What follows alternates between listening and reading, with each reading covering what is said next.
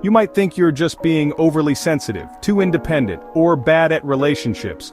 But what if the way you show up in the world isn't a personality flaw? What if it's trauma, silently steering the wheel? Trauma doesn't always look like a significant life-threatening event. Sometimes it hides in your habits, reactions, and even your quirks. In this video, we're breaking down 10 trauma responses you might not realize are controlling your life. Let's get into it. 1. Over-apologizing. If I'm sorry is your reflex even when you've done nothing wrong, it might be more than just good manners. It's often a trauma response rooted in fear of conflict or rejection. Hyper-independence. Always insisting I've got it or I don't need help. This could be a survival response. When trust is broken early on, one learns to rely only on oneself because depending on others never feels safe. People-pleasing.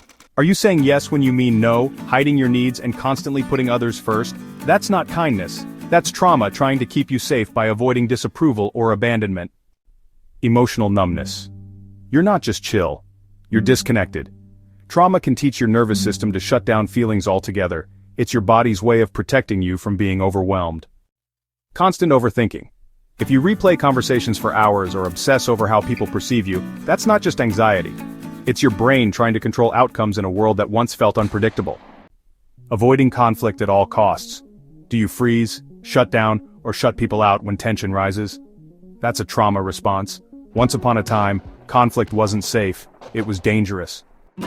Feeling responsible for everyone's emotions. If you feel guilty when others are upset, even if it's not your fault, this might come from growing up in an environment where you had to manage others to survive emotionally. Struggling to make decisions. Indecisiveness isn't always about being wishy-washy. It can be rooted in fear. Fear of making the wrong choice and facing consequences you once weren't equipped to handle. Dissociation or zoning out. Ever feel like you're physically present but mentally checked out? That's your brain trying to escape. Trauma can make staying grounded in the present moment feel unsafe. Minimizing your pain. Telling yourself, others have it worse or it's not that bad. This is a trauma coping mechanism, downplaying your suffering to avoid being seen as a burden. If you saw yourself in even one of these, that's not a weakness. That's survival. These patterns were born from pain but don't have to be your permanent story. Healing is possible, and you don't have to do it alone. Want to learn how to unlearn these trauma responses and build a healthier, more grounded life? Visit familyhealer.tv for more trauma-informed tips, tools, and truth bombs to support your healing journey. You're not broken, you're becoming.